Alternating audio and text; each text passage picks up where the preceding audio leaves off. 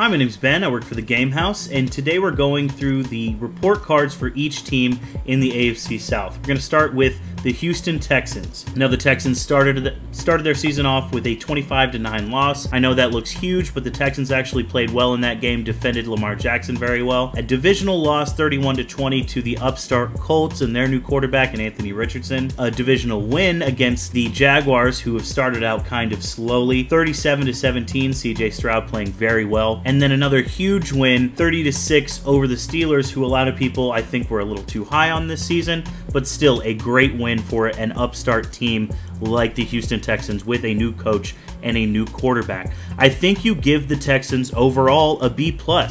I don't think they're gunning for the Super Bowl. I'm not even sure they're gunning for the playoffs, but CJ Stroud has looked incredible. Absolute Offensive Rookie of the Year candidate. Those huge wins over a divisional opponent and a quote-unquote contender look really good. I think this is a team to watch out for. Could play spoiler, could finish closer to 500 than most people think. Moving on to the Jacksonville Jaguars, who have been disappointing. They did start off their season with a win over the Colts by 10, a loss to the Jaguars a loss to the Chiefs in which they couldn't muster a touchdown, that 37-17 loss to the Texans, which I just talked about, and then in London, their sort of home stadium at this point, a 23-7 win over the Falcons, who are themselves very up and down. Jaguars offense has been struggling. A lot of people were looking for them to really take that next step here. I know they won a playoff game last year, but they were supposed to be a much better offensive team. So far this year, they are 2-2, so you got to give them a sort of middling grade here. I'll give them a C,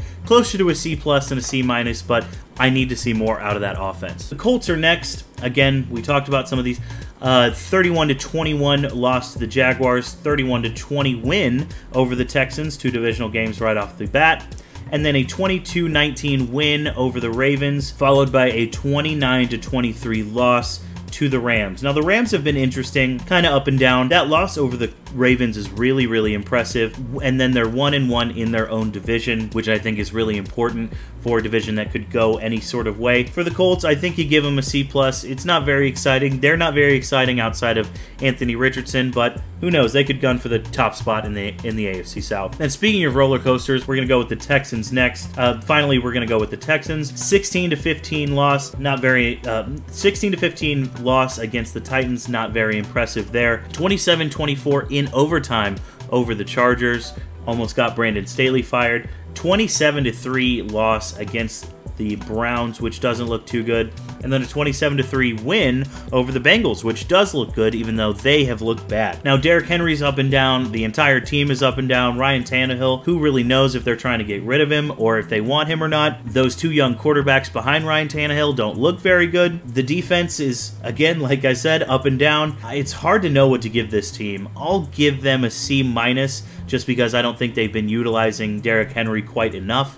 Maybe that's just my fantasy team talking. Really interesting team to watch because they could win close, lose close, win by a lot, or lose by a lot, clearly, as you can see in all of these scores. But that's just it for the AFC South. Look forward to the rest of these report cards coming up on our channel, and thanks for watching. I appreciate it.